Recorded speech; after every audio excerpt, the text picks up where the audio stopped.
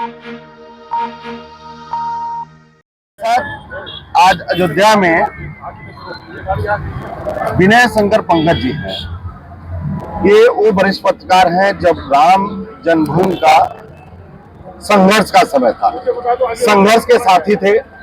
इनसे जानते कि संघर्ष आज जो दिख रहा है इसमें किनका किनका योगदान रहा है, किन नेताओं का योगदान रहा, संघ के किनका योगदान रहा, इस पे आज चर्चा करेंगे।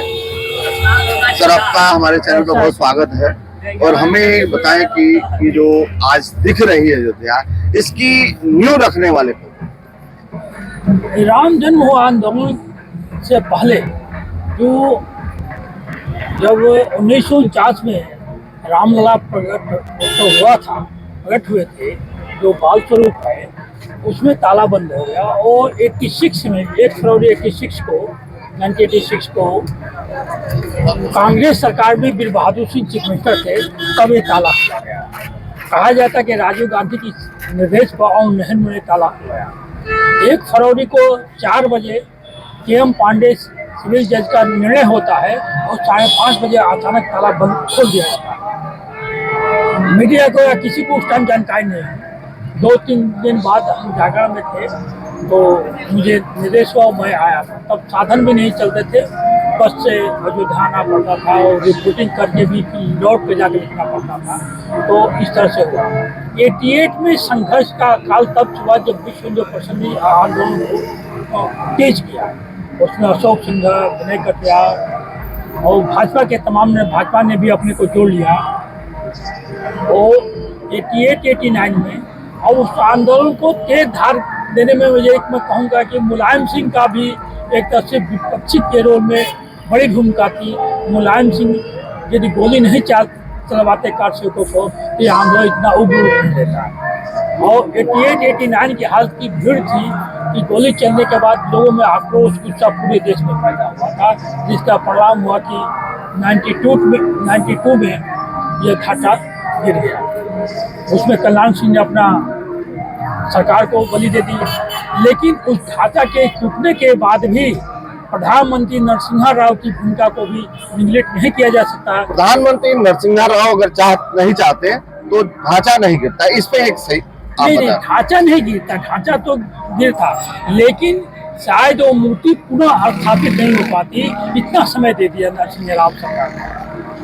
और प्रत्यक्ष रूप से कहा जाता नरसिम्हा राव ने सरकार ने इतना समय दे दिया कि वो मूर्ति पुनः गिरे हुए ढांचे में स्थापित हो गई और रामलला टेंट में आ गए। चलिए सर, हमारे साथ है राजन द्विवेदी जी भी, इनसे भी जानेंगे सर कि ये उत्सव जो देख रहे हैं, ये उत्सव का नींव निर्माण आपने देखा है। देखिए, उस समय आंदोलन तो बहुत दिनों चल रहा था, लेकिन 86 में ताला खुलने के बाद से तेजी पकड़ी और 6 दिसंबर 92 को जो घटना हुई उसमें आज जो भी है केंद्र में प्रदेश में भाजपा सरकारें हैं, दुख का वो चल रहा है। लेकिन अगर नरसिम्हा राव प्रधानमंत्री और कल्याण सिंह मुख्यमंत्री का अगर योगदान नहीं होता तो आज ये स्थिति या सुप्रीम कोर्ट को निर्णय देने में, उसकी खुदाई करने में, उसका पैरोकारी करने में बहुत सारी दिक्कतें आती हैं। तो आज दोनों लोग नहीं हैं। इस सारे उत्सव के पीछे प्रधानमंत्री नरेंद्र मोदी शुरू से अडवाणी जी के साथ जुड़े थे, उनका योगदान, अशोक सिंघल का योगदान है। आज तो बहुत सारे ऐसे चेहरे हैं जिन्होंने राम मंदिर का कोई मतलब ही नहीं था, बड़े बड़े काफिले में और स्वागत समारोह हो रहे हैं।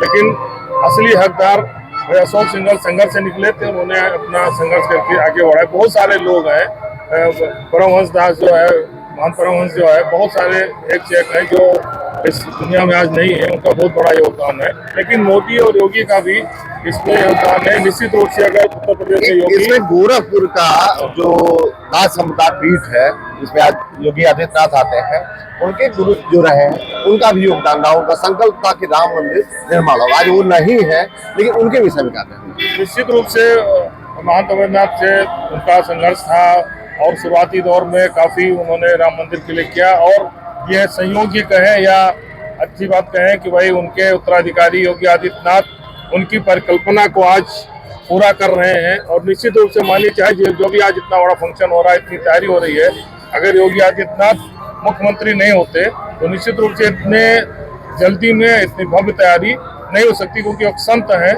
मुख्यमंत्री जहाँ संत है तो एक भाव है उनका इसलिए इतना बड़ा आयोजन हो रहा है। निश्चित रूप से उस समय का जो आंदोलन था वो आक्रोश का आंदोलन था और आज आनंदित आंदोलन है। धन्यवाद। ये नहीं, मैं धन्यवाद पे अभी नहीं है, बात तुम्हारी है, चाहते हैं कि संत हैं, आज प्रदेश को एक संत मिला, संत के रूप में मुख्यमंत्री मिला है, तो क्या उसका फर्क है? देखिए, आज हिंदू समाज के लिए उस फर्क को आप मानते हैं कहीं कहीं? निश्चित रूप से योगी आदित्यनाथ के नेतृत्व में प्रदेश में जो कानून व्यवस्था और भ्रष्टाचार, ये दोनों में एक लगाम लगी है। लॉ एंड ऑर्डर तो एक मॉडल बन गया है योगी आदित्यनाथ का पूरे देश भर में। कहीं भी आप जाइए बड़ा खुशी होती है। हम कई राज्यों में जो दौरा करते हैं, चुनाव में जाते हैं, तो आप बोलिए उत्तर प्रदेश से आए तो योगी आदित्यनाथ के कानून व्यवस्था को बड़े गर्व से लोग सम्मान देते हैं, तो अच्छा लगता है। तो निश्चित रूप से संत के साथ उनको जो नेतृत्व मिला है वो उत्तर प्रदेश के विकास में एक अहम भूमिका निभा रहा है। और जो आज खड़े हैं राम मंदिर आंदोलन में, तो उनके गुरु ने जो शुरुआत की थी, योगी आदित्यनाथ उनकी परिकल्पना पूरी कर रहे हैं। इसके लिए योगी आदित्यनाथ और मोदी जी दोनों हकदार हैं। लेकिन इसमें फिर मैं कहूँगा कि अगर नरसिंह राव और कल्याण सिंह की जोड़ी नहीं होती तो अभी बहुत सारी दिक्कतें होती। उच्चतम न्यायालय को निर्णय देने में बहुत सारी दिक्कतें आती। उन दोनों ने राम मंदिर के रास्ता साफ किया, जिसलिए खुदाई हुई, सारे तथ्य प्रमाण देने में लोग आसानी हुई।